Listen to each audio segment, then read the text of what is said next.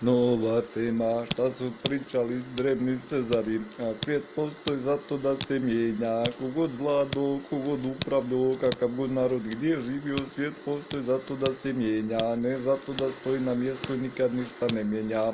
To što vlada stanje u kojem svi samo stoje na mjestu i nikad ništa ne mijenjaju, to već svima ide na živce. Čak sumnjaju da se svi Evropljani drogiraju, znate, samo sjede, ništa ne rade, tak već 13 godina i nikad ništa ne mijenjaju. Znači svijet postoji zato da se mijenja, a ne zato da samo sjedi ko drogiran i nikad ništa ne radi. Nego morate znati da promjene uključuju kraj vaše EU koja je parazitarna, vaša EU je debeli teški parazit koji uporno pije krv na slamku siromašnim narodima i vaši evropski političari i doktori i znanstvenici.